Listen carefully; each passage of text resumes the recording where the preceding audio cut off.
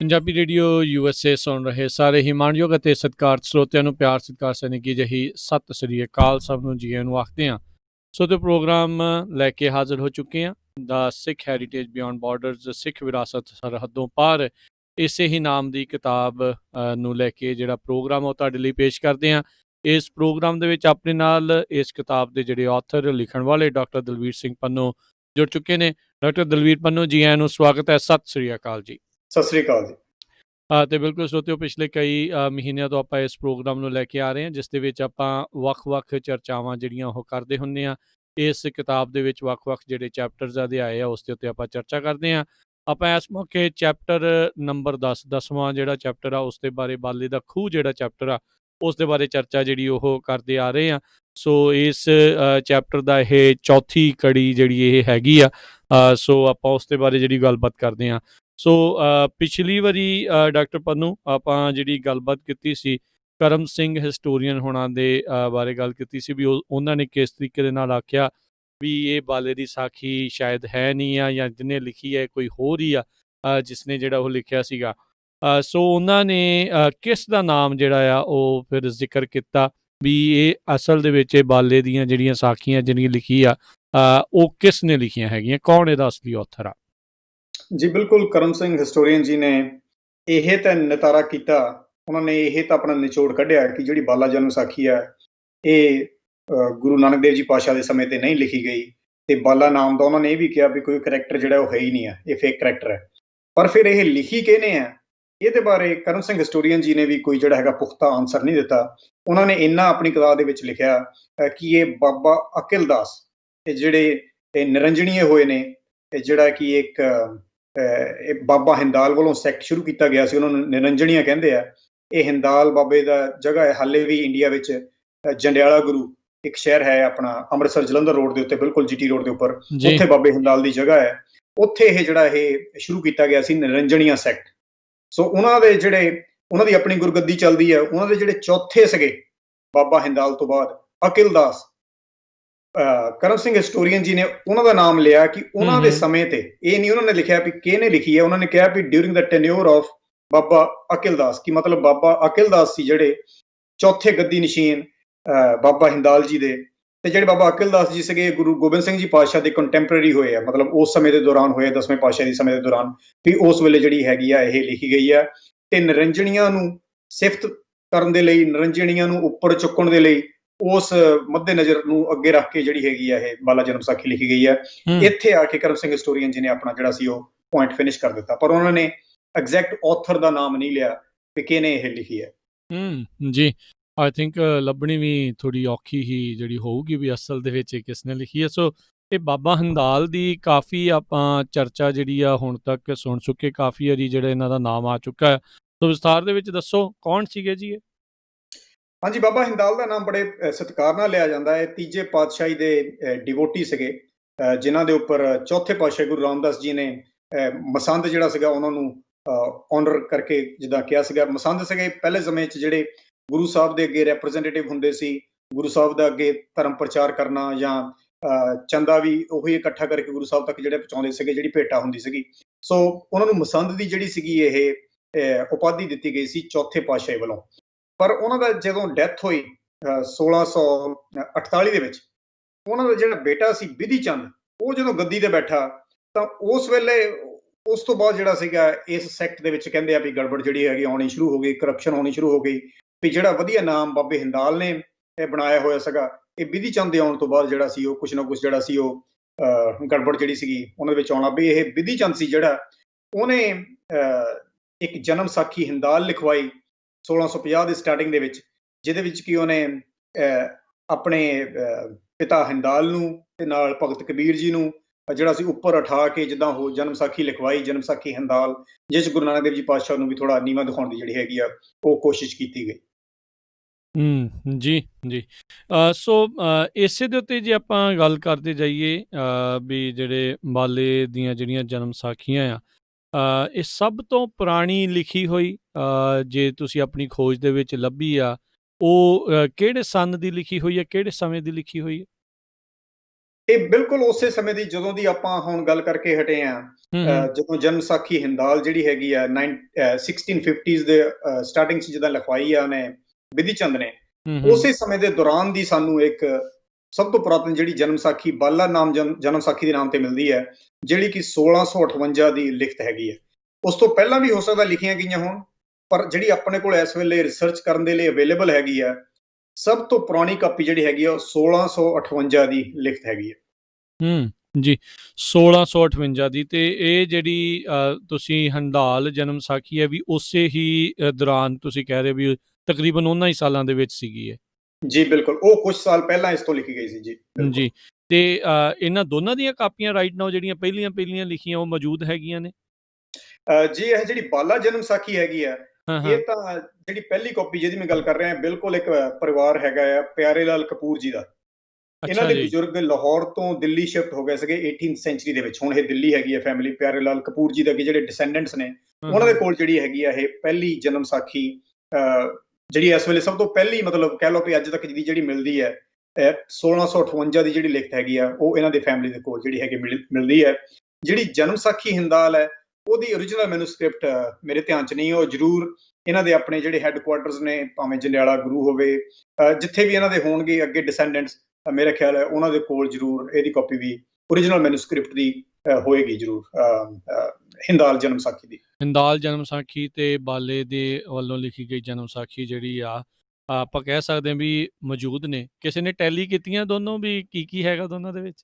ਹਾਂਜੀ, ਇਹ ਤੇ ਕਾਫੀ ਕੰਮ ਜਿੱਦਾਂ ਰਿਸਰਚਰ ਸਕਾਲਰਸ ਇਹਦੇ ਉੱਪਰ ਕਾਫੀ ਕੰਮ ਕਰਦੇ ਆ, ਕਿਉਂਕਿ ਬਹੁਤ ਇਹਨਾਂ ਵਿੱਚ ਜਿਹੜੀ ਹੈਗੀ ਆ ਸਿਮਿਲੈਰਿਟੀਜ਼ ਪਾਈ ਜਾਂਦੀ ਆ। ਮਤਲਬ ਇਹ ਇੱਕ ਦੂਜੇ ਨੂੰ ਹੈਲਪ ਕਰਦੀਆਂ ਸਟੱਡੀ ਕਰਨ ਦੇ ਲਈ ਕਿ ਇਹਦੇ ਵਿੱਚੋਂ ਕਿਹੜੇ ਨੇ ਕਿਹੜੀ ਲਾਈਨ ਜਿੱਦਾਂ ਹੈਗੀ ਹੈ, ਕਹਿ ਲਓ ਵੀ ਪਲੈਜਰਿਜ਼ਮ ਉਸ ਜ਼ਮਾਨੇ 'ਚ ਕੀਤਾ ਹੋਵੇ, ਕਿਹਨੇ ਲਾਈਨ ਕਿੱਧਰੋਂ ਚੱਕੀ ਹੋਵੇ, ਕਿਹਨੇ ਲਾਈਨ ਕਿੱਧਰੋਂ ਕੀਤੀ ਹੋਵੇ, ਕਾਪੀਇੰਗ, ਕਾਪੀ ਪੇਸਟ, ਜੋ ਵੀ ਹੁਣ ਆਪਾਂ ਮਾਡਰਨ ਲਫ਼ਜ਼ ਵਰਤਦੇ ਆ ਕੋਈ ਸਾਹਿਤਕ ਚੀਜ਼ ਚੋਰੀ ਕਰਨ ਦੇ ਲਈ।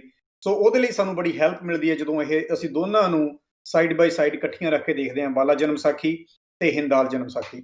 ਜੀ ਸੋ ਜਿੱਦਾਂ ਤੁਸੀਂ ਇਹ ਗੱਲ ਕੀਤੀ ਆ ਪਲੈਜਰਿਜ਼ਮ ਦੀ, ਜਾਂ ਇੱਕ ਦੂਜੇ ਤੋਂ ਲਾਈਨਾਂ ਜਿਹੜੀਆਂ ਉਹ ਵਰਤੀਆਂ ਆ, ਜਾਂ ਇੱਕ ਦੂਜੇ ਦੀ ਮਦਦ ਕਰਦੀਆਂ ਨੇ ਇਹ, ਸੋ ਇਹ ਵੀ ਚੀਜ਼ਾਂ ਤੁਹਾਡੇ ਕਿਤੇ ਸਾਹਮਣੇ ਹੈਗੀਆਂ ਨੇ ਵੀ ਜਿਹੜੀ ਹਿੰਦਾਲੀਆਂ ਦੇ ਵੱਲੋਂ ਜਿਹੜੀ ਇਹ ਲਿਖੀ ਗਈ ਆ, ਬਾਲੇ ਦੀ ਜਨਮ ਸਾਖੀ ਜਿਹੜੀ ਲਿਖੀ ਗਈ ਆ, ਵੀ ਕਿੱਧਰੋਂ ਕਿਹੜੀਆਂ ਲਾਈਨਾਂ ਵਰਤੀਆਂ ਇੱਕ ਦੂਜੇ ਦੇ ਵਿੱਚ, ਇਸ ਦੇ ਬਾਰੇ ਜੇ ਤੁਹਾਡੇ ਕੋਲ ਹੋਵੇ ਜਾਣਕਾਰੀ?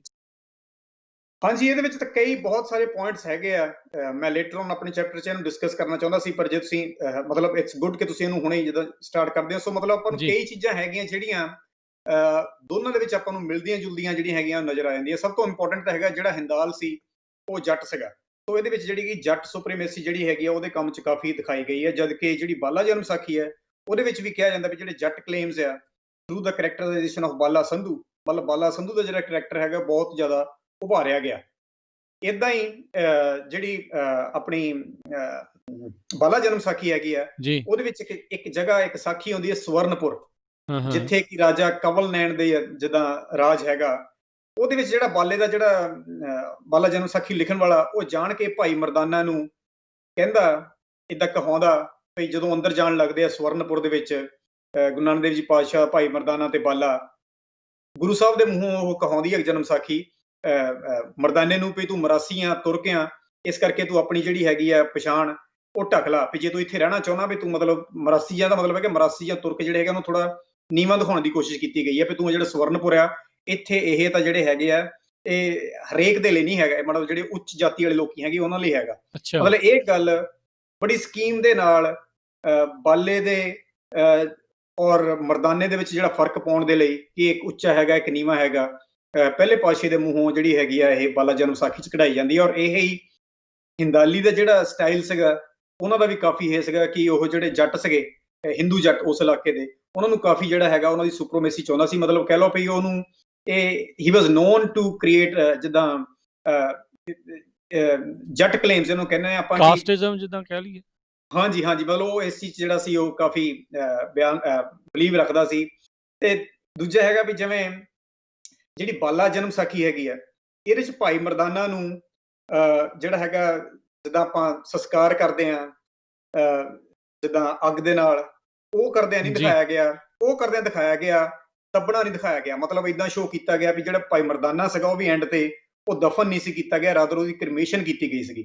ਮਤਲਬ ਇੱਕ ਮੁਸਲਮਾਨ ਨੂੰ ਵੀ ਇਦਾਂ ਜਿਹਾ ਕਰਕੇ ਦਿਖਾਇਆ ਜਾਂਦਾ, ਜਦ ਕਿ ਬਾਕੀ ਜਨਮ ਸਾਖੀਆਂ 'ਚ ਇਦਾਂ ਨਹੀਂ ਹੈਗਾ। ਜੀ ਇਦਾਂ ਹੀ ਜਿਹੜੀ ਹੁਣ ਆਪਣੇ ਹੈਗੀ ਆ ਇਹ ਜਨਮ ਸਾਖੀ ਹਿੰਦਾਲ, ਉਹ 'ਚ ਵੀ ਇਦਾਂ ਹੀ ਆ ਵੀ ਜਿਹੜੇ ਮੁਸਲਮਾਨ ਆ ਵੀ ਜੇ ਉਹਨਾਂ ਨੇ ਆਪਣੇ ਜਿੱਦਾਂ ਕਹਿ ਲਓ ਵੀ ਪੁਰਾਣੇ ਜਨਮਾਂ ਤੋਂ ਜਿੱਦਾਂ ਕੋਈ ਛੁਟਕਾਰਾ ਪਾਉਣਾ ਹੈ ਜਾਂ ਕੋਈ ਸ਼ਰਾਪ ਨਾ ਲੱਗੇ, ਉਹਨਾਂ ਨੂੰ ਜਿਹੜਾ ਨਵਾਂ ਬਰਥ ਹੈ ਉਹ ਐਜ਼ ਏ ਹਿੰਦੂ ਲੈਣਾ ਪਊਗਾ ਤਾਂ ਕਿ ਉਹ ਇਹ ਜਿਹੜੇ ਗੇੜ ਚੋਂ ਖਤਮ ਹੋ ਜਾਣ। ਮਤਲਬ ਅੱਛਾ ਉੱਥੇ ਵੀ ਜਨਮ ਸਾਖੀ ਹਿੰਦਾਲ 'ਚ ਵੀ ਇਹੋ ਜਿਹੀ ਐਗਜ਼ਾਮਪਲ ਦਿੱਤੀਆਂ ਜਾਂਦੀਆਂ ਵੀ ਮਰਨ ਤੋਂ ਬਾਅਦ ਜੇ ਤੁਸੀਂ ਇਹ ਗੇੜਾ ਖਤਮ ਕਰਨਾ ਤਾਂ ਮੁਸਲਮਾਨਾਂ ਨੂੰ ਵੀ ਐਜ਼ ਏ ਹਿੰਦੂ ਜਿਹੜਾ ਹੈਗਾ ਦੁਬਾਰਾ ਉਹ ਜਨਮ ਲੈਣਾ ਪਊਗਾ। ਸੋ ਇਦਾਂ ਦੇ ਕਈ ਐਗਜ਼ਾਮਪਲਸ ਹੈਗੇ ਜਿਹੜੇ ਮੈਂ ਆਪਣੀ ਕਿਤਾਬ 'ਚ ਦਿੱਤੀਆਂ, ਜਿਨ੍ਹਾਂ ਨੂੰ ਪਤਾ ਲੱਗਦਾ ਵੀ ਇਹ ਦੋਹਾਂ ਦੇ ਵਿੱਚ ਹੀ ਜਿਹੜਾ ਹੈਗਾ ਇਹ ਸਿਮਿਲੈਰਿਟੀ ਹੈਗੀ। ਇਦਾਂ ਹੀ ਬਾਲਾ ਜਨਮ ਸਾਖੀ 'ਚ ਇੱਕ ਹੋਰ ਮੈਨੂੰ ਗੱਲ ਯਾਦ ਆ ਗਈ, ਜੀ ਉਹ 'ਚ ਲਿਖਿਆ ਵੀ ਭਾਈ ਮਰਦਾਨਾ ਦਾ ਜਨਮ ਮੁਸਲਮਾਨ ਇਸ ਕਰਕੇ ਹੋਇਆ ਸੀ ਕਿਉਂਕਿ ਉਹਨੇ ਆਪਣੇ ਪਿਛਲੇ ਜਨਮ 'ਚ ਰਾਜਾ ਜਨਕ ਦੇ ਜਿਹੜਾ ਦਰਬਾਰ ਸੀਗਾ ਉੱਥੇ ਜਿਹੜੀ ਸੀਗੀ ਉਹ ਨਸ਼ਾ ਕਰ ਲਿਆ ਸੀਗਾ, ਸ਼ਰਾਬ ਦਾ ਅੱਛਾ ਸੇਵਨ ਕਰ ਲਿਆ ਸੀ। ਮਤਲਬ ਇਹ ਗੱਲ ਤੱਕ ਵੀ ਜਿਹੜੀ ਹੈਗੀ ਲਿਖੀ ਹੈ ਵੀ ਉਸ ਚੀਜ਼ ਦੀ ਹੁਣ ਨੂੰ ਸਜ਼ਾ ਮਿਲੀ ਆ ਵੀ ਉਹ ਐਜ਼ ਏ ਮੁਸਲਮਾਨ ਹੋਣਾ, ਮਤਲਬ ਉਹਦੇ 'ਚ ਐਜ਼ ਏ ਸ਼ਰਾਬ ਵਾਂਗੂ ਜਿਹੜਾ ਉਹ ਦਿਖਾ ਰਿਹਾ ਹੈ, ਮਾੜਾ ਚੀਜ਼ ਜਿਹੜੀ ਇਸ ਹਿਸਾਬ ਐਜ਼ ਏ ਮਤਲਬ ਇਦਾਂ ਸ਼ੋਅ ਕਰ ਰਿਹਾ ਤਾਂ ਕਿ ਜਿਹੜੇ ਸੁਣਨ ਵਾਲੇ ਉਸ ਵੇਲੇ ਬੈਠੇ ਆ ਉਹਨਾਂ ਨੂੰ ਐਂ ਲੱਗੇ ਵੀ ਹਾਂਜੀ ਵੀ ਜਿਹੜਾ ਅਸੀਂ ਹਿੰਦੂ ਜੱਟ ਆ ਉੱਪਰ ਆ, ਮੁਸਲਮਾਨ ਮਰਾਸੀ ਆ ਜਿਹੜਾ ਥੋੜੇ ਥੱਲੇ ਆ। ਕਿਉਂਕਿ ਆਪਾਂ ਨੂੰ ਪਤਾ ਪੁਰਾਣੇ ਜ਼ਮਾਨੇ 'ਚ ਜਿਹੜੀਆਂ ਇਹ ਜਨਮ ਸਾਖੀਆਂ ਵੀ ਸੀ ਇਹ ਵੀ ਪਿੰਡਾਂ 'ਚ ਲੋਕੀ ਇਦਾਂ ਸੁਣਦੇ ਹੁੰਦੇ ਸੀ ਬੈਠ ਕੇ ਵੀ ਹਾਂਜੀ ਪਹਿਲੀ ਸਾਖੀ ਚੱਲੀ, ਦੂਜੀ, ਪੂਰਾ ਜਿੱਦਾਂ ਇਹਦੀ ਕਥਾ ਚੱਲਦੀ ਹੁੰਦੀ ਸੀ। ਸੋ ਲੋਕਾਂ ਤੇ ਬਹੁਤ ਜ਼ਿਆਦਾ ਪ੍ਰਭਾਵ ਹੁੰਦਾ ਸੀ ਇਹਨਾਂ ਜਨਮ ਸਾਖੀਆਂ ਦਾ। ਜੀ ਜੀ ਜੀ ਉਸ ਟਾਈਮ ਦੀਆਂ ਜਿਹੜੀਆਂ ਗੱਲਾਂ ਕਹਿ ਸਕਦੇ ਆ ਵੀ ਨਾਲ ਵਿੱਚ ਜੋੜ ਕੇ ਜਿਹੜੀਆਂ ਆ ਉਹ ਤਾਂ ਬਿਲਕੁਲ ਦਿਖਾਈਆਂ ਗਈਆਂ। ਔਰ ਇਹ ਸਾਰੀਆਂ ਗੱਲਾਂ ਜਿਹੜੀਆਂ ਹੈਗੀਆਂ ਹੁਣ ਜੇ ਆਪਾਂ ਦੇਖੀਏ ਜੀ ਗੁਰੂ ਨਾਨਕ ਦੇਵ ਜੀ ਪਾਤਸ਼ਾਹ ਦੀ ਆਈਡੀਓਲੋਜੀ ਦੇ ਬਿਲਕੁਲ ਉਲਟੀਆਂ ਹੈਗੀਆਂ। ਉਹਨਾਂ ਵਿੱਚ ਤਾਂ ਉਹਨਾਂ ਨੇ ਜਿੱਦਾਂ ਇਹ ਧਰਮ ਦਾ ਕੋਈ ਭੇਦਭਾਵ ਕੀਤਾ ਹੀ ਨਹੀਂ ਹੈਗਾ। ਸੋ ਇਹ ਗੱਲਾਂ ਗੁਰੂ ਸਾਹਿਬ ਦੇ ਮੂੰਹੋਂ ਕਹਾਉਣੀਆਂ ਆਪਣੇ ਆਪ 'ਚ ਕਹਿ ਲਓ ਵੀ ਇੱਕ ਬਹੁਤ ਵੱਡੀ ਸਾਜ਼ਿਸ਼ ਦਾ ਪਤਾ ਲੱਗਦਾ ਹੈ ਕਿ ਜਿਹਦੇ ਮੁਤਾਬਕ ਜਿਹੜੀ ਹੈਗੀ ਆ ਇਸ ਜਨਮ ਸਾਖੀ ਦੇ ਵਿੱਚ ਇਹ ਚੀਜ਼ਾਂ ਜਾਂ ਓਰੀਜਨਲ ਲਿਖੀਆਂ ਗਈਆਂ ਜਾਂ ਲੇਟਰ ਔਨ ਐਡ ਕੀਤੀਆਂ ਗਈਆਂ, ਉਹਦੀ ਆਪਾਂ ਚਰਚਾ ਬਾਅਦ 'ਚ ਕਰਾਂਗੇ। ਜੀ ਤੇ ਇਹਨਾਂ ਦੋਨਾਂ ਸਾਖੀਆਂ ਦੀ ਲਾਈਨਸ ਨੂੰ ਵੀ ਕਿਸੇ ਹੋਰ ਨੇ ਜਿਹੜਾ ਉਹ ਵਰਤਿਆ ਹੈਗਾ? ਹਾਂਜੀ, ਇਹਨਾਂ ਦੇ ਲਾਈਨਸ ਨੂੰ ਸਭ ਤੋਂ ਵੱਡੀ ਜਿਹੜੀ ਵਰਤੋਂ ਕੀਤੀ ਹੈ ਉਹ ਕਹਿ ਲਓ ਵੀ ਕਬੀਰ ਪੰਥੀਆਂ ਨੇ ਕੀਤੀ ਹੈ, ਕਿਉਂਕਿ ਇਹਦੇ ਵਿੱਚ ਇਹ ਜਿਹੜੀ ਤੁਹਾਡਾ ਕੁਐਸਚਨ ਬਹੁਤ ਵਧੀਆ, ਜਿਹੜੀ ਇਹ ਹਿੰਦਾਲ ਜਨਮ ਸਾਖੀ ਹੈਗੀ ਆ, ਬਾਲਾ ਜਨਮ ਸਾਖੀ ਹੈਗੀ ਆ, ਇਹਨਾਂ ਦੇ ਵਿੱਚ ਜਿਹੜਾ ਕਬੀਰ ਪੰਥੀ ਹੈ ਔਰ ਭਗਤ ਕਬੀਰ ਜੀ ਹੈਗੇ ਆ, ਉਹਨਾਂ ਨੂੰ ਗੁਰੂ ਨਾਨਕ ਦੇਵ ਜੀ ਦਾ ਵੀ ਜਿਹੜਾ ਹੈਗਾ ਗੁਰੂ ਪੀਰ ਦਿਖਾਇਆ ਗਿਆ। ਠੀਕ ਹੈ। ਸੋ ਇਸ ਤੋਂ ਜਿਹੜੀ ਕਬੀਰ ਪੰਥੀਆਂ ਦੀ ਸਭ ਤੋਂ ਵੱਡੀ ਫੇਮਸ ਬੁੱਕ ਹੋਈ ਆ ਉਹ GH ਵੈਸਟ ਕੋਸਟ ਦੀ ਲਿਖੀ ਹੋਈ ਆ 1907 ਦੀ, ਕਬੀਰ ਐਂਡ ਦਾ ਕਬੀਰ ਪੰਥ ਜੀ। ਇਹ ਕਿਤਾਬ ਬਹੁਤ ਫੇਮਸ ਹੈ ਜਿਹੜੀ ਦੁਨੀਆ ਭਰ 'ਚ ਵੈਸਟਰਨ ਲੋਕਾਂ ਨੂੰ, ਅੰਗਰੇਜ਼ਾਂ ਨੂੰ ਕਬੀਰ ਪੰਥੀਆਂ ਬਾਰੇ ਪਤਾ ਲੱਗਾ ਸੀ। ਉਹਦੇ ਵਿੱਚ ਉਹਨੇ ਸਾਫ਼ ਲਿਖਿਆ ਕਿ it was Bhagat Kabir who was the spiritual guide to Guru Nanak. ਇਹ ਹੁਣ ਉਹਨੇ ਲਾਈਨ ਜਿਹੜੀ ਲਈ ਹੈ ਉਹ ਲਾਈਨ ਇਹੀ ਹਿੰਦਾਲ ਜਨਮ ਸਾਖੀ ਤੋਂ ਜਿਹੜੀ ਹੈਗੀ ਆ ਉਹ ਆਪਾਂ ਨੂੰ ਬਾਲਾ ਜਨਮ ਸਾਖੀ ਅਕਾਊਂਟ ਤੋਂ ਜਿਹੜੀ ਆ ਮਿਲਦੀ ਹੈ। ਸੋ ਮਤਲਬ ਇਹਦੇ ਵਿੱਚੋਂ ਲਾਈਨਾਂ ਲੈ ਕੇ they further use this as to promote their own cause or their on narrative. ਜੀ ਜੀ ਬਿਲਕੁਲ। ਸੋ ਕਾਫੀ ਜਿਹੜੀਆਂ ਇੱਦਾਂ ਦੀਆਂ ਚੀਜ਼ਾਂ ਜਿਹੜੀਆਂ ਆਪਾਂ ਨੂੰ ਸੁਣਨ ਨੂੰ ਦੇਖਣ ਨੂੰ ਜਿਹੜੀਆਂ ਮਿਲ ਰਹੀਆਂ ਆ, ਜਿਹੜੀਆਂ ਇੱਦਾਂ ਲੱਗਦਾ ਵੀ ਕਿਤੇ ਨਾ ਕਿਤੇ ਉਸ ਟਾਈਮ ਦੇ ਉੱਤੇ ਜਿਹੜੇ ਗੁਰੂ ਮਹਾਰਾਜ ਦੀ ਆਈਡੀਓਲੋਜੀ ਤੋਂ ਜਿਹੜੇ ਉਲਟ ਵੀ ਸੀਗੀਆਂ ਤੇ ਇੱਕ ਦੂਜੇ ਦੇ ਲਈ ਵੀ ਜਿਹੜੀਆਂ ਇਹਨਾਂ ਨੇ ਵਰਤੀਆਂ, ਜਿਹਨੂੰ ਵੀ ਜਿਹੜੀ ਚੀਜ਼ ਸੂਤ ਆਉਂਦੀ ਸੀ ਲਾਈਨ ਉਹ ਇੱਕ ਦੂਜੇ ਦੀ ਇੱਦਾਂ ਲੱਗਦਾ ਸੀਗਾ ਵੀ ਯੂਜ਼ ਉਸ ਟਾਈਮ ਤੇ ਕਰ ਲੈਂਦਾ ਸੀਗਾ। ਹਾਂਜੀ, ਮੈਂ ਇੱਥੇ ਦੱਸਦਾ ਜਾਵਾਂ, ਤੁਸੀਂ ਪੁੱਛਿਆ ਸੀ ਕਿ ਲਾਈਨ ਬਾਈ ਲਾਈਨ ਕੰਪੈਰੀਜ਼ਨ ਇਹਦਾ ਬਹੁਤ ਵਧੀਆ ਕੀਤਾ ਹੋਇਆ। ਇੱਕ ਹੈਗੀ ਆ ਜਨਮ ਸਾਖੀ of Bhai Bala, critical editing, authentic text and its critical editing ਇਹ ਗੁਰਬਚਨ ਕੌਰ ਜੀ ਦੀ ਲਿਖੀ ਹੋਈ ਹੈ ਕਿਤਾਬ 1978 ਦੀ। ਉਹਦੇ ਵਿੱਚ ਇਹਨਾਂ ਨੇ ਜਿਹੜਾ ਹੈਗਾ ਇਹ ਬਾਲਾ ਜਨਮ ਸਾਖੀ ਔਰ ਹਿੰਦਾਲ ਜਨਮ ਸਾਖੀ ਇਹਦਾ ਬਹੁਤ ਵਧੀਆ ਜਿਹੜਾ ਹੈਗਾ ਨਿਚੋੜ ਕੱਢ ਕੇ ਜਿਹੜਾ ਹੈਗਾ ਉਹ ਸਾਹਮਣੇ ਰੱਖਿਆ ਹੋਇਆ ਕਿ ਕਿਵੇਂ ਦੋਹਾਂ ਦੀਆਂ ਲਾਈਨਾਂ ਆਪਸ ਵਿੱਚ ਜਿਹੜੀਆਂ ਮਿਲਦੀਆਂ ਹੈਗੀਆਂ। ਉਹਨਾਂ ਦਾ ਕਨਕਲੂਜਨ ਇਹੀ ਹੈ ਕਿ ਮਤਲਬ ਜਿਹੜੇ ਹਿੰਦਾਲੀ ਸੀਗੇ ਉਹਨਾਂ ਨੇ ਸਾਰੀ ਫੈਬਰੀਕੇਟ ਕਰਕੇ ਜਿਹੜਾ ਇਹ ਕੰਮ ਆ ਇਹ ਮੁੜ ਕੇ ਆਪਣੇ ਮੰਤਵ ਦੇ ਲਈ ਵਰਤਿਆ। ਜੀ ਤੁਸੀਂ ਜ਼ਿਕਰ ਕੀਤਾ ਵੀ ਹਿੰਦਾਲੀਆਂ ਦੀ ਜਿਹੜੀ ਜਨਮ ਸਾਖੀ ਆ ਉਹ ਕੁਝ ਸਾਲ ਪਹਿਲਾਂ ਆਈ ਸੀ। ਕੀ ਉਸ ਜਨਮ ਸਾਖੀ ਦੇ ਵਿੱਚ ਵੀ ਬਾਲੇ ਦਾ ਜਾਂ ਬਾਲੇ ਵਰਗੇ ਕਿਸੇ ਕਰੈਕਟਰ ਦਾ ਕੋਈ ਨਾਮ ਸੀਗਾ? ਜੀ ਬਿਲਕੁਲ। ਜਿਹੜੀ ਇਹ ਹਿੰਦਾਲ ਜਨਮ ਸਾਖੀ ਆ ਉਹਦੇ ਵਿੱਚ ਮੈਂ ਕੁਝ ਲਾਈਨਾਂ ਤੁਹਾਨੂੰ ਸੁਣਾਉਣਾ ਜਿਹੜੀ ਮੈਂ ਆਪਣੀ ਕਿਤਾਬ ਦੇ ਵਿੱਚ ਵੀ ਲਿਖੀਆਂ ਨੇ। ਉਹ 'ਚ ਲਿਖਿਆ ਹੈ ਕਿ ਸ਼ੁਰੂ 'ਚ ਇੱਕ ਭਵਿੱਖਬਾਣੀ ਹੁੰਦੀ ਹੈ, ਤਾਂ ਬਾਬੇ ਗੁਰੂ ਹਿੰਦਾਲ ਦੇ ਘਰ ਸਾਹਿਬਜ਼ਾਦਾ ਪੈਦਾ ਹੋਇਆ, ਤਾਂ ਨਾਂ ਰੱਖਣ ਨੂੰ ਲੈ ਆਏ, ਤਾਂ ਬਾਬੇ ਗੁਰੂ ਹਿੰਦਾਲ ਜੀ ਨਾਂ ਰੱਖਿਆ ਬਾਲ ਚੰਦ।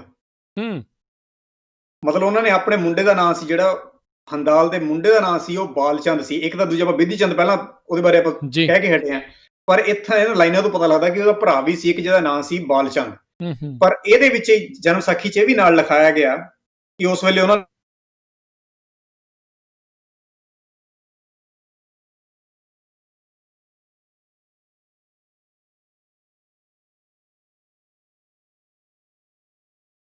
ਜੀ ਜੀ ਸੋ ਜਿਵੇਂ ਆਪਾਂ ਨੂੰ ਇਹ ਤੋਂ ਪਤਾ ਲੱਗਦਾ ਵੀ ਜਿਹੜਾ ਬਿਧੀ ਚੰਦ ਹੈ ਉਹਦੇ ਭਰਾ ਦਾ ਨਾਮ ਬਾਲਚੰਦ ਸੀ। ਇਦਾਂ ਹੀ ਇੱਕ ਹੋਰ ਲਾਈਨ ਵੀ ਆਉਂਦੀ ਹੈ ਪਰਚੀ ਬਾਬਾ ਹੰਦਾਲ ਦੇ ਵਿੱਚ ਹੀ, ਜੀ ਜਿਹ 'ਚ ਲਿਖਿਆ ਹੈ, ਬਾਲਚੰਦ ਕੇ ਜਨਮ ਵਿੱਚ ਬੀਤੇ ਥੀ ਬਰਸ ਤੀਨ, ਬਿਧੀ ਚੰਦ ਜਬ ਜਨਮਿਓ ਗ੍ਰਹਿ ਹੰਦਾਲ ਪ੍ਰਬੀਨ। ਮਤਲਬ ਵੀ ਜਦੋਂ ਬਾਲਚੰਦ 3 ਸਾਲਾਂ ਦਾ ਸੀ, ਉਦੋਂ ਬਿਧੀ ਚੰਦ ਜਿਹੜਾ ਸੀ ਉਹਨਾਂ ਦੇ ਹੰਦਾਲ ਦੇ ਘਰ ਵਿੱਚ ਪੈਦਾ ਹੋਇਆ। ਜਿਹ ਤੋਂ ਪਤਾ ਲੱਗਦਾ ਕਿ ਬਾਲਚੰਦ 3 ਸਾਲ ਜਿਹੜਾ ਸੀ ਉਹ ਬਿਧੀ ਚੰਦ ਤੋਂ ਵੱਡਾ ਸੀ। ਇਹ ਤਾਂ ਹੁਣ ਆਪਾਂ ਦੇਖੀਆਂ 2 ਐਗਜ਼ਾਮਪਲ ਜਿੱਥੇ ਬਿਧੀ ਚੰਦ ਨਾਮ ਲਿਖਿਆ ਹੋਇਆ, ਪਰ ਇੱਕ ਐਗਜ਼ਾਮਪਲ ਪਰਚੀ ਬਾਬਾ ਹੰਦਾਲ ਵਿੱਚ ਇਹੋ ਜਿਹੀ ਵੀ ਮਿਲਦੀ ਹੈ ਜਿਹਦੇ ਵਿੱਚ ਬਾਲਾ ਹੀ ਲਿਖਿਆ ਹੋਇਆ।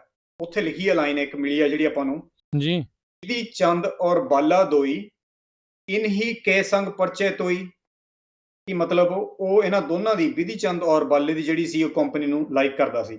ਸੋ ਮੇਰਾ ਇਹ 3 ਐਗਜ਼ਾਮਪਲ ਦੇਣ ਦਾ ਮਤਲਬ ਹੈ ਕਿ ਬਿਲਕੁਲ ਬਾਲਾ ਇੱਕ ਕਰੈਕਟਰ ਇਸ ਫੈਮਿਲੀ ਦੇ ਵਿੱਚ ਹੀ ਸੀਗਾ। ਸੋ ਇਹ ਕੋਈ ਅਤਕਥਨੀ ਨਹੀਂ ਹੋਵੇਗੀ ਜੇ ਉਹਨਾਂ ਨੇ ਇਸ ਕਰੈਕਟਰ ਦੇ ਉੱਪਰ ਹੀ ਜਿਹੜਾ ਬਿਲਡ ਕਰਕੇ ਜਿਹੜੀ ਸੀ ਉਹ ਗੱਲ, ਜਾਂ ਪਹਿਲੀ ਜਿਹੜੀ ਜਨਮ ਸਾਖੀ ਅਸਲੀ ਹੋਊਗੀ ਉਹਨੂੰ ਤੋੜਿਆ ਮਰੋੜਿਆ ਜਾਂ ਨਵੇਂ ਸਿਰੇ ਕੰਸਟਰਕਟ ਕੀਤੀ। ਬਟ ਦੇ head one character in there family, ਜਿਹੜੇ ਇਹ ਨਿਰੰਜਣੀਏ ਸੀਗੇ ਬਾਬੇ ਹਿੰਦਾਲ ਦੀ ਫੈਮਿਲੀ ਵੱਲੋਂ ਜਾਂ ਉਹਨਾਂ ਦੇ ਡਿਸੈਂਡੈਂਟਸ ਵੱਲੋਂ, ਉਹਨਾਂ ਦੇ ਵਿੱਚ ਪਰਿਵਾਰ ਦੇ ਵਿੱਚ ਇੱਕ ਬਾਲਚੰਦ ਨਾਮ ਦਾ ਜਿਹੜਾ ਕਰੈਕਟਰ ਹੈਗਾ ਉਹ ਸੀਗਾ। ਜੀ ਜੀ ਜੀ ਸੋ ਤੁਸੀਂ ਪਹਿਲਾਂ ਜਿੱਦਾਂ ਡਾਕਟਰ ਪੰਨੂ ਦੱਸਿਆ ਵੀ ਜਿਹੜੀ ਜਨਮ ਸਾਖੀ ਆ ਇਹ ਦਿੱਲੀ ਦੇ ਵਿੱਚ ਪਈ ਆ, ਪਿਆਰੇ ਲਾਲ ਕਪੂਰ ਉਹਨਾਂ ਦੇ ਜਿਹੜੇ ਪਰਿਵਾਰ ਦੇ ਵਿੱਚ। ਸੋ ਜਿਨ੍ਹਾਂ ਨੇ ਇਸ ਦਾ ਅਧਿਐਨ ਕੀਤਾ ਆ, ਇਸ ਨੂੰ ਪੜ੍ਹਿਆ ਆ ਜਾਂ ਦੇਖਿਆ ਆ, ਉਹ ਕੀ ਆਖਦੇ ਨੇ, ਕਿਸ ਦੀ ਲਿਖਤ ਲੱਗਦੀ ਆ?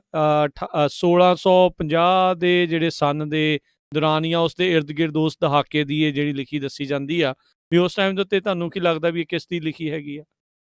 ਜੀ ਬਿਲਕੁਲ, ਇਹ ਜਿਹੜੀ ਜਨਮ ਸਾਖੀ ਹੈਗੀ ਆ 1658 ਦੀ, ਇਹ ਜਿਹੜੀ ਹੈਗੀ ਆ ਇਹ ਆਪਣੇ ਜਿਹੜੇ ਗੋਰਖਦਾਸ ਆ ਉਹਨਾਂ ਦੇ ਵੱਲੋਂ ਲਿਖੀ ਗਈ ਆ। ਇਹ ਹੁਣ ਗੋਰਖਦਾਸ ਕੌਣ ਸੀ, ਇਹਦੇ ਬਾਰੇ ਰਿਸਰਚ ਕੀਤੀ ਹੈ ਕਾਫੀ। SS ਪਦਮ ਜੀ ਨੇ, ਇਹਨਾਂ ਦੀ ਕਿਤਾਬ ਹੈਗੀ ਆ ਸਾਖੀ ਮਹਿਲ ਪਹਿਲੇ ਕੀ ਜੀ। ਉਹਦੇ ਚੋਂ ਲਿਖਦੇ ਆ ਇੱਕ ਕਰੈਕਟਰ ਦਾ ਨਾਮ ਆਉਂਦਾ ਲਾਲਾ ਪੰਨੂ। ਉਹ ਇੱਕ ਉਹ 'ਚ ਕਿਤਾਬ ਜਿੱਦਾਂ ਲਿਖਿਆ ਹੈ, ਜਟੇਟਾ ਸੀ, ਪਿੰਡ ਰਾੜਾ ਸੀ ਉਹਦਾ ਲਾਹੌਰ ਦੇ ਕੋਲ, ਮਤਲਬ ਜੱਟ ਦਾ ਪੁੱਤਰ ਸੀ, ਜਿਹਨੇ ਕਿ ਆਪਣਾ ਸਾਥੀ ਲੇਖਕ ਸੀ ਗੋਰਖਦਾਸ, ਉਹਦੇ ਕੋਲੋਂ ਪਹਿਲਾਂ ਪਰਚੀ ਹੰਦਾਲ ਲਿਖਵਾਈ 1655 ਦੇ ਵਿੱਚ ਆਪਣੇ ਦੋਸਤ ਬਿਧੀ ਚੰਦ ਦੇ ਲਈ। ਮਤਲਬ ਬਿਧੀ ਚੰਦ ਦਾ ਦੋਸਤ ਸੀ ਲਾਲਾ ਪੰਨੂ, ਉਹਦਾ ਅੱਗੇ ਦੋਸਤ ਸੀ ਗੋਰਖਦਾਸ, ਜਿਹਦੇ ਕੋਲ ਉਹਨਾਂ ਨੇ ਪਹਿਲਾਂ ਪਰਚੀ ਹੰਦਾਲ ਲਿਖਾਈ 1655 ਦੇ ਵਿੱਚ, ਤੇ ਮੁੜ ਕੇ ਉਹਨਾਂ ਨੇ ਉਹਦੇ ਕੋਲੋਂ ਹੀ ਬਾਲਾ ਜਨਮ ਸਾਖੀ ਵੀ ਜਿਹੜੀ ਕੁਝ ਸਾਲਾਂ ਦੇ ਵਿੱਚ ਲਿਖਵਾਈ। ਇਸ ਕਰਕੇ ਜਿਹੜੀ ਇਹ ਕਾਪੀ ਆਪਾਂ ਨੂੰ ਸਭ ਤੋਂ ਪਹਿਲੇ ਲਿਖੀ ਹੋਈ ਮਿਲਦੀ ਆ ਦਿੱਲੀ ਪਰਿਵਾਰ ਦੇ ਕੋਲ, ਪਿਆਰੇ ਲਾਲ ਕਪੂਰ ਦੇ ਕੋਲ, ਇਹ ਉਹ ਕਾਪੀ ਹੈਗੀ ਆ ਜਿਹੜੀ ਕਿ ਮੁੜ ਕੇ ਉੱਥੋਂ ਜਿਹੜੀ ਹੈਗੀ ਅੱਗੇ ਕਰਵਾਈ ਗਈ। ਮਤਲਬ ਇਹਦੇ ਵਿੱਚ ਹੁਣ ਜਿਹੜੀ ਇਹ ਨਵੀਂ ਕਾਪੀ ਕਰਵਾਈ ਗਈ ਹੈ 1658 ਵਾਲੀ ਜਿਹੜੀ ਕਾਪੀ ਹੈਗੀ ਆ, ਉਹਦੇ ਤੋਂ ਬਾਅਦ ਇੱਕ ਹੋਰ ਕਾਪੀ ਫਿਰ ਦੁਬਾਰਾ ਲਿਖਾਈ ਗਈ 1659 ਦੇ ਵਿੱਚ, ਜਿਹਦੇ ਵਿੱਚ ਕਿ ਕਈ ਲਾਈਨਾਂ ਨਵੀਆਂ ਐਡ ਹੋ ਗਈਆਂ। ਜਿਹੜੀ ਹੁਣ ਇਹ ਦਿੱਲੀ ਪਰਿਵਾਰ ਦੇ ਕੋਲ ਪਈ ਹੈ 1658 ਵਾਲੀ, ਉਹਦੀ ਸਿਰਫ ਇੱਕੋ ਹੀ ਕਾਪੀ ਅਵੇਲੇਬਲ ਦੁਨੀਆ ਤੇ, ਉਹਦੀਆਂ ਅੱਗੇ ਕੋਈ ਹੋਰ ਕਾਪੀਆਂ ਨਹੀਂ ਹੈਗੀਆਂ। ਪਰ ਜਿਹੜਾ 1659 ਚ 1 ਸਾਲ ਬਾਅਦ ਫੇਰ ਵਰਜਨ ਲਿਖਵਾਇਆ ਇਹਨਾਂ ਨੇ ਹਿੰਦਾਲੀਆਂ ਨੇ, ਉਹਦੀਆਂ ਕਈ ਕਾਪੀਜ਼ ਜਿਹੜੀਆਂ ਅੱਗੇ ਦੀ ਅੱਗੇ ਦੁਨੀਆ ਭਰ ਚ ਕਈ ਜਗ੍ਹਾ ਤੇ ਆਪਾਂ ਨੂੰ ਪਈਆਂ ਮਿਲਦੀਆਂ ਆ, ਜਿਨ੍ਹਾਂ ਚ ਕੁਝ ਲਾਈਨਾਂ ਜਿਹੜੀਆਂ ਐਡਡ ਹੈਗੀਆਂ। ਜੇ ਤੁਸੀਂ ਚਾਹੋ ਮੈਂ ਤੁਹਾਨੂੰ ਉਹ ਦੱਸ ਦੇਣਾ, ਜੇ ਤੋਂ ਪਤਾ ਲੱਗਦਾ ਕਿ ਉਹਨਾਂ ਨੇ ਉਹ ਲਾਈਨਾਂ ਐਡ ਕੀਤੀਆਂ 1658 ਵਾਲੀ ਨਾਲ। ਜੀ ਜ਼ਰੂਰ ਦੱਸੋ ਜੀ। ਹਾਂਜੀ, ਇਹ ਜਿਹੜੀ ਨਵੀਂ ਕਾਪੀ ਹੈਗੀ ਹੈ 1659 ਵਾਲੀ, ਉਹ 'ਚ ਇਹ ਲਾਈਨ ਐਡ ਹੋ ਗਈ ਜਿਹੜੀ ਪਹਿਲਾਂ ਹੈ ਹੀ ਨਹੀਂ ਸੀ। ਤਾਂ ਗੁਰੂ ਅੰਗਦ ਲਾਲੇ ਪੰਨੂ ਨੂੰ ਸੱਦਿਆ, ਸਿੱਖ ਸੀ ਜਟੇਟਾ, ਗੁਰੂ ਅੰਗਦ ਕਿਹਾ ਭਾਈ ਲਾਲਾ ਪੰਨੂ ਤੂੰ ਸਿੱਖ ਹੈ, ਗੁਰਮੁਖ ਹੈ, ਭਾਈ ਲਾਲੇ ਨਾਲ ਜਾ। ਮਤਲਬ ਇਹ ਜਿਹੜੀ ਲਾਈਨ ਸੀਗੀ ਇਹ 1659 ਵਾਲੀ ਜਿਹੜੀ ਕਾਪੀ ਹੈਗੀ ਆ ਉਹਦੇ ਵਿੱਚ ਆਪਾਂ ਨੂੰ ਮਿਲਦੀ ਆ, ਜਦ ਕਿ ਜਿਹੜੀ 1658 ਦੀ ਬਾਲਾ ਜਨਮ ਸਾਖੀ ਦੀ ਜਿਹੜੀ ਸਭ ਤੋਂ ਪੁਰਾਣੀ ਕਾਪੀ ਆਪਾਂ ਨੂੰ ਹੈਗੀ ਆ, ਉਹਦੇ ਵਿੱਚ ਹੈ ਹੀ ਨਹੀਂ ਇਹ ਲਾਈਨ। ਜੇ ਤੋਂ ਪਤਾ ਲੱਗਦਾ ਕਿ ਹਿੰਦਾਲੀਆਂ ਨੇ ਇਹ ਚੀਜ਼ ਜਿਹੜੀ ਹੈਗੀ ਤੋੜੀ ਮਰੋੜੀ ਗਈ, ਔਰ ਕਿਉਂਕਿ ਲਾਲਾ ਪੰਨੂ ਖੁਦ ਇਸ ਚੀਜ਼ ਨੂੰ ਕਰਵਾ ਰਿਹਾ ਸੀ, ਉਹਨੇ ਆਫਕੋਰਸ ਆਪਣਾ ਨਾਮ ਅਮਰ ਕਰਨ ਦੇ ਲਈ ਕਹਿ ਲਓ, ਉਹਨੇ ਆਪਣਾ ਨਾਮ ਵੀ ਹਿਸਟਰੀ ਦੇ ਵਿੱਚ ਐਡ ਕਰਵਾਉਣ ਦੇ ਲਈ ਜਿਹੜਾ ਸੀ ਉਹ ਵਿੱਚ ਐਡ ਕਰਵਾਤਾ। ਮਤਲਬ ਇਹ ਲਾਈਨ ਜਿਹੜੀ ਹੈਗੀ ਆ ਤਾਂ ਗੁਰੂ ਅੰਗਦ ਲਾਲੇ ਪੰਨੂ ਨੂੰ ਸੱਦਿਆ, ਸਿੱਖ ਸੀ ਜਟੇਟਾ। ਗੁਰੂ ਅੰਗਦ ਕਿਹਾ, ਭਾਈ ਲਾਲਾ ਪੰਨੂ ਤੂੰ ਸਿੱਖ ਹੈ, ਗੁਰਮੁਖੀ ਹੈ, ਭਾਈ ਲਾਲੇ ਨਾਲ ਜਾ। ਮਤਲਬ ਉਹਨਾਂ ਨੇ ਜਿਹੜਾ ਖਡੂਰ ਸਾਹਿਬ ਤੋਂ ਤਲਵੰਡੀ ਸਾਬੋ ਗੁਰੂ ਸਾਹਿਬ ਦੀ ਜਿਹੜੀ ਸੀਗੀ ਜਨਮ ਪੱਤਰੀ ਜਾਂ ਟੇਵਾ ਲੈਣ ਦੇ ਲਈ ਕਹਿ ਲਓ ਵੀ ਉਸ ਵੇਲੇ ਜੋ ਲਿਖਿਆ ਹੋਇਆ ਕਿ ਉਹ ਭੇਜਿਆ ਸੀ, ਉਹਦੇ ਨਾਲ ਭਾਈ ਬਾਲੇ ਦੇ ਨਾਲ ਜਿਹੜਾ ਸੀ ਲਾਲਾ ਪੰਨੂ ਦਾ ਕਰੈਕਟਰ ਐਡ ਕਰਕੇ ਨਾਲ ਭੇਜਤਾ ਉਹਨੇ। ਮਤਲਬ ਆਪਣਾ ਨਾਮ ਵੀ ਜਿਹੜਾ ਸੀ ਉਹ ਇਸ ਵਰਜਨ ਦੇ ਵਿੱਚ ਜਿਹੜਾ ਸੀ ਉਹ ਨਾਲ ਐਡ ਕਰਵਾ ਦਿੱਤਾ। ਜੀ ਜੀ ਮਤਲਬ ਉੱਥੋਂ ਕਹਿ ਲਓ ਵੀ ਇਦਾਂ ਹੌਲੀ ਹੌਲੀ ਇਹ ਚੀਜ਼ਾਂ ਜਿਹੜੀਆਂ ਹੈਗੀਆਂ ਪਰਤਾਂ ਖੁੱਲਣ 'ਚ ਆਪਾਂ ਨੂੰ ਹੈਲਪ ਮਿਲਦੀ ਹੈ, ਕਿਉਂਕਿ ਜਦੋਂ ਵੀ ਕੋਈ ਬੰਦਾ ਕਿਸੇ ਪੁਰਾਤਨ ਲਿਖਤ ਵਿੱਚ, ਕਿਸੇ ਪੁਰਾਤਨ ਗ੍ਰੰਥ ਵਿੱਚ, ਕਿਸੇ ਪੁਰਾਤਨ ਕਿਤਾਬ ਵਿੱਚ ਕੋਈ ਹੇਰਾਫੇਰੀ ਕਰਦਾ, ਕਿਤੇ ਨਾ ਕਿਤੇ ਕਹਿ ਲਓ ਵੀ ਉਹ ਆਪਣੀ ਜਿਹੜੀ ਹੈ ਪੈੜ ਪਿੱਛੇ ਛੱਡ ਜਾਂਦਾ। ਸੋ ਆਪਣਾ ਹੁਣ ਰਿਸਰਚਰਸ ਦਾ ਇਹੀ ਕੰਮ ਹੈ ਕਿ ਇਹਨਾਂ ਲਾਈਨਾਂ 'ਚ ਲੱਭਣ ਦੀ ਕੋਸ਼ਿਸ਼ ਕਰਨੀ ਕਿ ਜੇ 1658 ਵਾਲੀ ਜਿਹੜੀ ਬਾਲਾ ਜਨਮ ਸਾਖੀ ਹੈਗੀ ਆ, ਜਿਹਦੀ ਸਿਰਫ ਇੱਕੋ ਹੀ ਕਾਪੀ ਹੈ ਜਿਹੜੀ ਕਿ ਪਿਆਰੇ ਲਾਲ ਜੀ ਦੇ ਦਿੱਲੀ ਪਰਿਵਾਰ ਕੋਲ ਪਈ ਆ, ਉਹਦੇ ਵਿੱਚ ਔਰ ਜਿਹੜੀਆਂ ਜ਼ਿਆਦਾ ਬਾਅਦ 'ਚ ਜਨਮ ਸਾਖੀਆਂ ਲਿਖੀਆਂ ਗਈਆਂ ਜਿਹੜੀਆਂ ਕਿ 1659 ਵਰਜਨ ਦੀਆਂ ਕਾਪੀਆਂ ਹੈਗੀਆਂ, ਉਹਨਾਂ 'ਚ ਫਰਕ ਕੀ ਹੈ? ਉਹਨਾਂ 'ਚ ਸਭ ਤੋਂ ਪਹਿਲਾਂ ਜੇ ਤੋਂ ਆਪਾਂ ਨੂੰ ਪਤਾ ਲੱਗ ਸਕੇ ਵੀ ਉਹਨੇ ਉਹੀ 1658 ਵਾਲੀ ਕਿਉਂ ਨਹੀਂ ਕਾਪੀ ਕੀਤੀ, ਉਹਨੇ ਕੀ ਚੇਂਜ ਕੀਤੀ, ਤਾਂ ਆਹ ਜਿਹੜੀ ਚੇਂਜ ਹੈ ਸਭ ਤੋਂ ਪਹਿਲਾਂ ਸਾਹਮਣੇ ਆਉਂਦੀ ਹੈ ਵੀ ਇਹ ਲਾਲਾ ਪੰਨੂ ਦੀ ਜਿਹੜੀ ਲਾਈਨ ਆ ਉਹ ਵਿੱਚ ਜਿਹੜੀ ਹੈਗੀ ਆ ਐਡ ਨਾਲ ਕੀਤੀ ਜਾਂਦੀ ਹੈ ਕਿ ਉਹਨੂੰ ਜਿਹੜਾ ਹੈਗਾ ਉਸ ਪਿੰਡ ਦੇ ਵਿੱਚ ਨਾਲ ਭੇਜਿਆ ਜਾਂਦਾ, ਜੇ ਤੋਂ ਪਤਾ ਲੱਗਦਾ ਕਿ ਲਾਲਾ ਪੰਨੂ ਆਪਣੇ ਨਾਮ ਨੂੰ ਥੋੜਾ ਜਿਹਾ ਹਿਸਟਰੀ ਦੇ ਵਿੱਚ ਮਸ਼ਹੂਰ ਕਰਾਉਣ ਦੇ ਲਈ ਜਿਹੜਾ ਹੈਗਾ ਉਹਦੇ ਵਿੱਚ ਤੋੜ ਮਰੋੜ ਕਰ ਰਿਹਾ। ਹੁਣ ਉਹਦੀ ਜਦੋਂ ਹਿਸਟਰੀ 'ਚ ਜਾਂਦੇ ਉਹਨੂੰ ਲੱਭਦੇ ਆ, ਉਹਦਾ ਪਤਾ ਲੱਗਦਾ ਵੀ ਉਹਦਾ ਪਿੰਡ ਰਾੜਾ ਸੀਗਾ, ਲਾਹੌਰ ਦੇ ਕੋਲ ਪਿੰਡ ਹੈ, ਹਾਲੇ ਵੀ ਹੈਗਾ, ਤੇ ਉਹਦਾ ਇਹ ਦੋਸਤ ਸੀਗਾ ਲਿਖਣ ਵਾਲਾ ਗੋਰਖਦਾਸ। ਸੋ ਇਹ ਆਪਣੇ ਦੋਸਤ ਵਿਧੀ ਚੰਦ ਦੇ ਕਹਿਣ ਤੇ ਇਹਨਾਂ ਨੇ ਇਹ ਜਿਹੜਾ ਕੰਮ ਕੀਤਾ ਸੀਗਾ। ਜੀ ਜੀ ਸੋ ਮਤਲਬ ਜਿਨ੍ਹਾਂ ਨੇ ਲਿਖੀ ਆ ਸੋ ਇਹਨਾਂ ਬੰਦਿਆਂ ਦੇ ਇਸ਼ਾਰਿਆਂ ਦੇ ਉੱਤੇ ਲਿਖੀ ਹੈ, ਦਾ ਮਤਲਬ ਇਹ ਆਪਾਂ ਕਹਿ ਸਕਦੇ ਹਾਂ। ਬਿਲਕੁਲ, ਜਦੋਂ ਤੱਕ ਵਿਧੀ ਚੰਦ ਜਿੰਦਾ ਸੀ 1658, ਸੋ ਵਿਧੀ ਚੰਦ ਦੀ ਵੀ ਡੈਥ ਹੋ ਗਈ 1658, ਉਦੋਂ ਤੱਕ ਦਾ ਜਿਹੜਾ ਸੀ ਇਹ ਲਾਲਾ ਪੰਨੂ ਵਾਲਾ ਜਿਹੜਾ ਨਾਮ ਵਿੱਚ ਨਹੀਂ ਆਇਆ। 1657 ਦੀ ਜਿਹੜੀ ਕਾਪੀ ਆਪਾਂ ਨੂੰ ਮਿਲੀ, ਜਦੋਂ ਉਹਦੀ ਡੈਥ ਹੋ ਗਈ ਉਸ ਤੋਂ ਬਾਅਦ ਵਾਲਾ ਜਿਹੜਾ ਵਰਜਨ ਆਇਆ, ਉਸ ਵਰਜਨ ਦੇ ਵਿੱਚ ਜਿਹੜਾ ਦੋਸਤ ਸੀ ਲਾਲਾ ਪੰਨੂ ਉਹਦਾ ਵੀ ਨਾਮ ਵਿੱਚ ਆ ਗਿਆ। ਜੀ ਸੋ ਏਦਾਂ ਸੀ ਵੀ ਜਿਹੜਾ ਅਸਲੀ ਦੋਸਤ ਸੀ ਉਹ ਚਲਾ ਗਿਆ। ਮਤਲਬ ਇਸ ਤੋਂ ਇਹ ਲੱਗਦਾ ਵੀ ਲਾਲਾ ਪੰਨੂ ਨੇ ਮੁੜ ਕੇ ਆਪਣਾ ਨਾਮ ਸੀ ਜਿਹੜਾ ਬਾਲਾ ਜਨਮ ਸਾਖੀ ਦੀ ਉਸ ਲਾਈਨ ਦੇ ਵਿੱਚ ਐਡ ਕਰਤਾ। ਤਾਂ ਆਫ ਕੋਰਸ ਇਹ ਸਾਰੇ ਜਿਹੜੇ ਹੈਗੇ ਆ ਮਤਲਬ ਇਹ ਮੇਰੇ ਮੁਤਾਬਿਕ ਕੁਝ ਹੈਗਾ, ਕਿਸੇ ਹੋਰ ਸਕਾਲਰ ਦੇ ਮੁਤਾਬਿਕ ਜਾਂ ਰਿਸਰਚਰ ਦੇ ਮੁਤਾਬਿਕ ਕੁਝ ਅਲੱਗ ਹੈਗਾ। ਇਹ ਸਾਰੇ ਸਬਜੈਕਟ ਟੂ ਇੰਟਰਪ੍ਰੀਟੇਸ਼ਨ ਹੈਗੇ ਆ।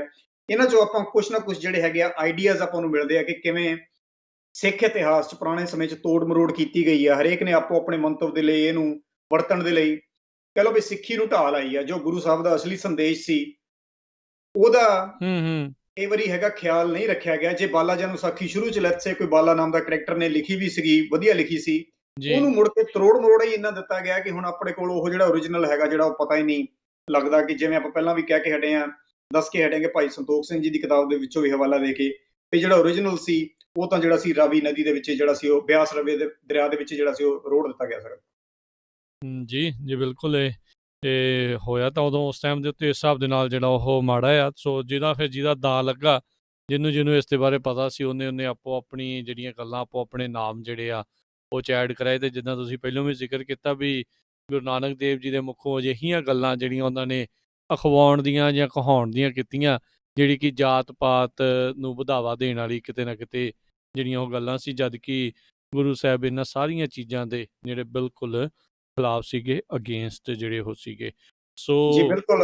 ਜਿਵੇਂ ਹੁਣ ਆਪਾਂ ਦੇਖੀਏ ਵੀ ਜਿਹਨਾਂ ਨੇ ਇਹ ਜਨਮ ਸਾਖੀਆਂ 'ਚ ਹੇਰਾਫੇਰੀਆਂ ਕੀਤੀਆਂ ਜਾਂ ਕੁਛ ਸ਼ੈਤਾਨੀ ਕਰਨ ਦੀ ਕੋਸ਼ਿਸ਼ ਕੀਤੀ, ਉਹ ਵੀ ਬੜੇ ਸਮਾਰਟ ਇੰਟੈਲੀਜੈਂਟ ਬੰਦੇ ਆ। ਜਿੱਦਾਂ ਹੁਣ ਆਪਾਂ ਪਹਿਲਾਂ ਐਗਜ਼ਾਮਪਲ ਦੇ ਕੇ ਹਟੇ ਆ ਭਾਈ ਮਰਦਾਨਾ ਜੀ ਦੀ, ਕਿ ਉਹਨਾਂ ਬਾਰੇ ਇਹ ਕਿਹਾ ਗਿਆ ਬਾਲਾ ਜਨਮ ਸਾਖੀ ਦੇ ਵਿੱਚ ਕਿ ਉਹਨਾਂ ਦਾ ਜਿਹੜਾ ਜਨਮ ਸੀ ਪਹਿਲਾਂ, ਮਤਲਬ ਇਸ ਕਰਕੇ ਹੁਣ ਉਹ ਮੁਸਲਮਾਨ ਧਰਮ 'ਚ ਜਨਮ ਉਹਨਾਂ ਦਾ ਹੋਇਆ ਕਿਉਂਕਿ ਉਹ ਰਾਜਾ ਜਨਕ ਦੇ ਦਰਬਾਰ ਦੇ ਵਿੱਚ ਉਹਨਾਂ ਨੇ ਜਿਹੜੀ ਸੀਗੀ ਉਹ ਸ਼ਰਾਬ ਦਾ ਸੇਵਨ ਕੀਤਾ ਸੀ, ਇਸ ਕਰਕੇ। ਪਰ ਹੁਣ ਜਦ ਕਿ ਆਪਾਂ ਨੂੰ ਪਤਾ ਹੈ ਕਿ 1604 ਦੇ ਵਿੱਚ ਸ਼੍ਰੀ ਗੁਰੂ ਗ੍ਰੰਥ ਸਾਹਿਬ ਜੀ ਦੀ ਜਦੋਂ ਕੰਪਾਈਲੇਸ਼ਨ ਹੋ ਗਈ ਹੈ, ਗੁਰੂ ਗ੍ਰੰਥ ਸਾਹਿਬ ਜੀ ਲੋਕਾਂ ਦੇ ਪੜ੍ਹਨ ਦੇ ਲਈ ਅਵੇਲੇਬਲ ਸੀਗੇ, ਉਹਦੇ ਵਿੱਚ ਇੱਕ ਭਾਈ ਮਰਦਾਨੇ ਦਾ ਲਿਖਿਆ ਹੋਇਆ ਇੱਕ ਕੰਪੋਜੀਸ਼ਨ ਹੈਗੀ ਆ ਬਿਹਾਗੜੇ ਦੀ ਵਾਰ ਦੇ ਵਿੱਚ, ਜਿਹਦੇ ਕੀ ਵਿੱਚ ਕਿ ਉਹ ਸਾਫ਼ ਬੜਾ ਕਲੀਅਰ ਸ਼ਰਾਬ ਦੇ ਅਗੇਂਸਟ ਜਿਹੜੀ ਹੈਗੀ ਲਾਈਨ ਲਿਖਦੇ ਆ ਵੀ ਇਹ ਮਤਲਬ ਜੇ ਸੇਵਨ ਕਰਨਾ ਤਾਂ ਇਹਦਾ ਕੋਈ ਫਾਇਦਾ ਨਹੀਂ ਆ, ਰੱਬ ਦੇ ਨਾਲ ਜਿਹੜਾ ਹੈਗਾ ਉਹ ਰੱਬ ਦਾ ਨਸ਼ਾ ਮਤਲਬ ਉਹ ਮੱਚ ਬੈਠ ਰਿਹਾ, ਇਹ ਜਿਹੜੇ ਦੁਨਿਆਵੀ ਨਸ਼ੇ ਆ ਇਹਨਾਂ ਦਾ ਕੋਈ ਫਾਇਦਾ ਨਹੀਂ ਹੈ। ਮਤਲਬ ਉਹਨਾਂ ਦੀ ਜਿਹੜੀ ਹੁਣ ਇਹ ਲਾਈਨਾਂ ਸੀਗੀਆਂ ਸ਼੍ਰੀ ਗੁਰੂ ਗ੍ਰੰਥ ਸਾਹਿਬ ਜੀ ਦੇ ਵਿੱਚ, ਆਦਿ ਗ੍ਰੰਥ ਦੇ ਵਿੱਚ, ਉਹਨਾਂ ਲਾਈਨਾਂ ਦੇ ਵਿੱਚੋਂ ਕੋਈ ਇਹੋ ਜਿਹਾ ਕਨਸੈਪਟ ਲੱਭ ਕੇ ਕਿ ਉਹ ਇਸ ਨਸ਼ੇ ਦੇ ਵਿਰੁੱਧ ਲਿਖ ਰਹੇ ਆ, ਉਹਦੇ ਨਾਲ ਦੀ ਮਿਲਦੀ ਜੁਲਦੀ ਲਾਈਨ ਲੈ ਕੇ ਜਿਹੜੀ ਜਨਮ ਸਾਖੀ ਦੇ ਵਿੱਚ ਐਡ ਕੀਤੀ ਗਈ ਹੈ, ਜਿਸ ਤੋਂ ਇਹ ਵੀ ਹੋਰ ਫਰਦਰ ਪ੍ਰੂਵ ਕਰਨ 'ਚ ਹੈਲਪ ਮਿਲਦੀ ਹੈ ਵੀ ਇਹ ਜਿਹੜੀ ਜਨਮ ਸਾਖੀ ਹੈਗੀ ਆ ਉਹਦੇ ਵਿੱਚ ਇਹ ਲਾਈਨਾਂ 1604 ਤੋਂ ਬਾਅਦ ਦੀਆਂ ਹੋ ਸਕਦੀਆਂ, ਕਿਉਂਕਿ ਉਹਨਾਂ ਲਾਈਨਾਂ ਨੂੰ ਕਹਿ ਲਓ ਵੀ ਇੱਕ ਤਰ੍ਹਾਂ ਦੇ ਨਾਲ ਅਟੈਕ ਕੀਤਾ ਗਿਆ ਜਾਂ ਉਹਨਾਂ ਲਾਈਨਾਂ ਦੇ ਅਗੇਂਸਟ ਵਿਰੁੱਧ ਲਿਖਣ ਦੀ ਕੋਸ਼ਿਸ਼ ਕੀਤੀ ਗਈ ਹੈ, ਜੋ ਆਦਿ ਗ੍ਰੰਥ ਦੇ ਵਿੱਚ ਪੰਜਵੇਂ ਪਾਤਸ਼ਾਹ ਗੁਰੂ ਅਰਜਨ ਦੇਵ ਜੀ ਮਹਾਰਾਜ ਨੇ ਜਿਹਨਾਂ ਦੀ ਸੰਪਾਦਨਾ ਕੀਤੀ ਹੈ। ਜੀ ਬਿਲਕੁਲ, ਵੀ ਵਿਲ ਨੈਵਰ ਨੋ ਵੀ ਅਸਲ ਜਿਹੜੀ ਜਨਮ ਸਾਖੀ ਉਸ ਦੇ ਵਿੱਚ ਕੀ ਸੀਗਾ, ਅਨਲੈਸ ਜਿਹੜੀ ਕਿਤੇ ਰੁੜੀ ਹੋਈ ਆ ਇਹ ਕਿਸੇ ਦੇ ਹੱਥ ਆਉਂਦੀ ਆ ਜੀ, ਉਦੋਂ ਤੱਕ ਬਚੀ ਹੋਵੇ, ਜਿਸ ਦੇ ਘੱਟ ਹੀ ਅਸਾਰ ਜਿਹੜੇ ਉਹ ਹੋਣਗੇ। ਪਰ ਚਲੋ ਇਹ ਹੁਣ ਜਿਹੜਾ ਪੜ੍ਹਨ ਵਾਲਾ ਆ, ਸੁਣਨ ਵਾਲਾ ਆ, ਉਹਨੂੰ ਹੁਣ ਇਹ ਆ ਵੀ ਇਕੱਲਾ ਆਪਾਂ ਸਾਖੀ ਹੀ ਨਹੀਂ ਪੜ੍ਹ ਲੈਣੀ, ਨਾਲ ਉਸ ਦੇ ਨਾਲ ਮਿਲਦਾ ਜੁਲਦਾ ਜੋ ਉਹਦੇ 'ਤੇ ਰਿਸਰਚ ਹੋਈ ਆ, ਜੋ ਉਸ ਦੇ ਬਾਰੇ ਆਖਿਆ ਗਿਆ ਆ, ਦੱਸਿਆ ਗਿਆ ਆ, ਵੀ ਉਹਨਾਂ ਦੇ ਉੱਤੇ ਵੀ ਜਿਹੜਾ ਨਾਲ ਦੇ ਨਾਲ ਬੰਦੇ ਨੂੰ ਗੌਰ ਕਰਨਾ ਪੈਣਾ, ਫਿਰ ਪਤਾ ਕਰਨਾ ਪੈਣਾ ਆ ਵੀ ਕੀ ਸੱਚ ਆ ਅਤੇ ਕੀ ਇਸ ਦੇ ਵਿੱਚ ਝੂਠ ਆ, ਅਤੇ ਕਿਹੜਾ ਜਿਹੜਾ ਧੱਕੇ ਦੇ ਨਾਲ ਵਾੜਿਆ ਹੋਇਆ ਕੋਈ ਕਰੈਕਟਰ ਆ, ਅਤੇ ਕਿਹੜੀਆਂ ਗੱਲਾਂ ਜਿਹੜੀਆਂ ਇੱਦਾਂ ਲੱਗਦਾ ਆ ਵੀ ਇਹ ਜਾਣ ਬੁੱਝ ਕੇ ਬਾਅਦ ਦੇ ਵਿੱਚ ਫਸਾਈਆਂ ਗਈਆਂ।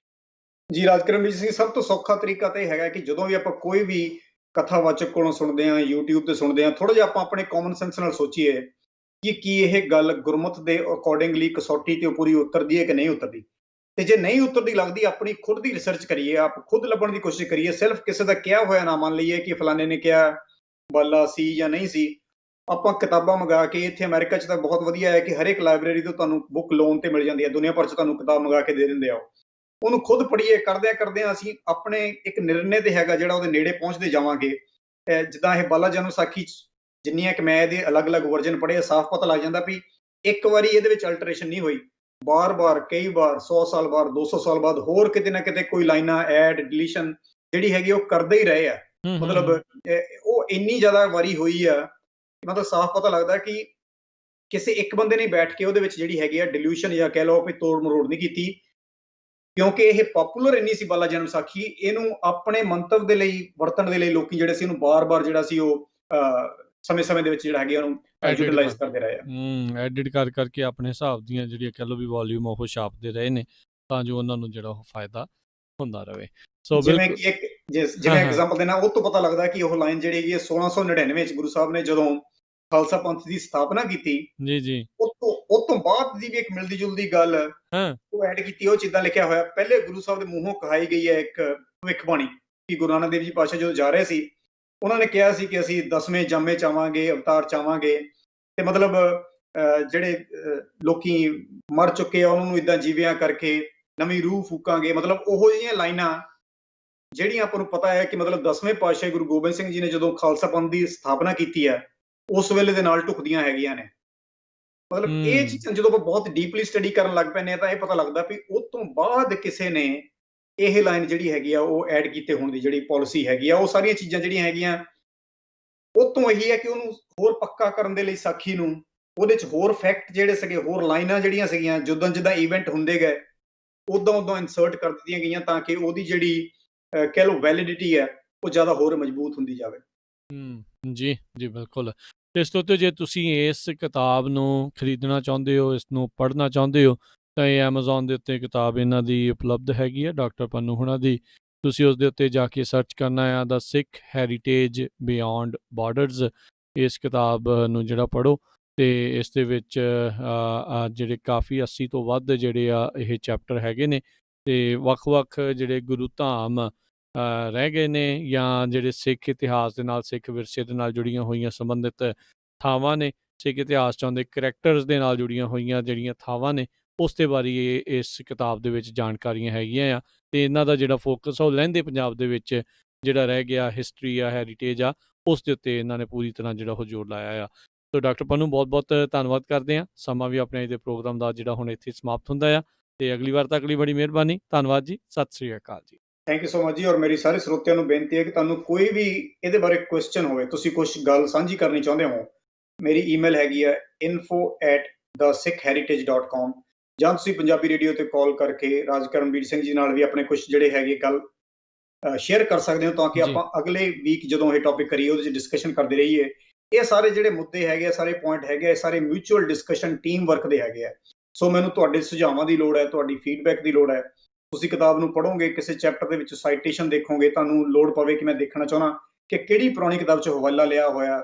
ਮੈਂ ਆਪਣੀ ਕਿਤਾਬ ਦੇ ਐਂਡ ਤੇ ਅਬਾਊਟ 30 ਪੇਜ ਇਸੇ ਕੰਮ ਦੇ ਲਈ ਲਾਏ ਨੇ, ਜਿੱਥੇ ਡਿਟੇਲਡ ਬਿਬਲੀਓਗ੍ਰਾਫੀ, ਸਾਈਟੇਸ਼ਨ ਸਭ ਕੁਝ ਜਿਹੜਾ ਹੈਗਾ ਉਹ ਡਿਟੇਲ 'ਚ ਲਿਖਿਆ ਹੋਇਆ। ਪਰ ਇਹਦੇ ਬਾਰੇ ਤੁਸੀਂ ਕਿਸੇ ਤਰ੍ਹਾਂ ਦੀ ਵੀ ਕੋਈ ਜਿਹੜੀ ਹੈਗੀ ਜਾਣਕਾਰੀ ਸਾਂਝੀ ਕਰਨੀ ਚਾਹੁੰਦੇ ਹੋ, ਕੋਈ ਦਰੁਸਤੀ ਕਰਨੀ ਚਾਹੁੰਦੇ ਹੋ, ਆਪਣਾ ਸੁਝਾਅ ਦੇਣਾ ਚਾਹੁੰਦੇ ਹੋ, ਜਾਂ ਹੋਰ ਕੋਈ ਕੁਐਸਚਨ ਪੁੱਛਣਾ ਚਾਹੁੰਦੇ ਹੋ ਕਿ ਇੱਥੇ ਬੱਚਿਆਂ ਨੂੰ ਇਹ ਚੀਜ਼ਾਂ ਕਿਵੇਂ ਹੋਰ ਅਗਲੇ ਲੈਵਲ ਤੇ ਡੀਪ ਰਿਸਰਚ ਦੇ ਵਿੱਚ ਇਨਵੋਲਵ ਕੀਤਾ ਜਾ ਸਕੇ, ਤਾਂ ਕਿ ਆਪਾਂ ਵੱਡੀ ਟੀਮ ਬਣਾ ਸਕੀਏ, ਇੱਥੇ ਬੈਠੇ ਹੋਏ ਸਿੱਖ ਹਿਸਟਰੀ ਦੀ ਰਿਸਰਚ ਦੀ ਟੀਮ ਬਣਾ ਸਕੀਏ। ਤੁਸੀਂ ਇਸ ਕੰਮ 'ਚ ਜੇ ਸ਼ਾਮਲ ਹੋਣਾ ਚਾਹੁੰਦੇ ਹੋ ਤਾਂ ਮੈਨੂੰ ਈਮੇਲ ਜ਼ਰੂਰ ਲਿਖੋ, info@thesikhheritage.com, ਜਾਂ ਪੰਜਾਬੀ ਰੇਡੀਓ USA ਤੇ ਕਾਲ ਕਰਕੇ ਰਾਜ ਕਰਨਵੀਰ ਸਿੰਘ ਜੀ ਦੇ ਨਾਲ ਗੱਲ ਕਰ ਲਓ, ਇਹ ਤੁਹਾਨੂੰ ਮੇਰੇ ਨਾਲ ਕੰਟੈਕਟ ਕਰਾ ਦੇਣਗੇ। ਜੀ ਬਿਲਕੁਲ। ਤੇ ਇਜਾਜ਼ਤ ਲੈਂਦੇ ਹਾਂ। ਬਹੁਤ ਬਹੁਤ ਧੰਨਵਾਦ ਦਲਵੀਰ ਪੰਨੂ ਜੀ। ਸਤਿ ਸ੍ਰੀ ਅਕਾਲ। ਸਤਿ ਸ੍ਰੀ ਅਕਾਲ। ਤੇ ਸਰੋਤਿਓ, ਇੱਥੇ ਹੀ ਸਾਡਾ ਅੱਜ ਦਾ ਇਹ ਪ੍ਰੋਗਰਾਮ ਹੁਣ ਸਮਾਪਤ ਹੈ। ਮਿਲਦੇ ਹਾਂ ਅਗਲੀ ਵਾਰ, ਤੱਕ ਲਈ ਮੇਰੇ ਵੱਲੋਂ ਵੀ ਤੁਹਾਨੂੰ ਸਭ ਨੂੰ ਪਿਆਰ ਸਤਿਕਾਰ ਸੈਨਿਕ ਕੀ ਜਹੀ ਸਤਿ ਸ੍ਰੀ ਅਕਾਲ। ਸੁਣਦੇ ਰਹੋ ਜੀ ਪੰਜਾਬੀ ਰੇਡੀਓ USA।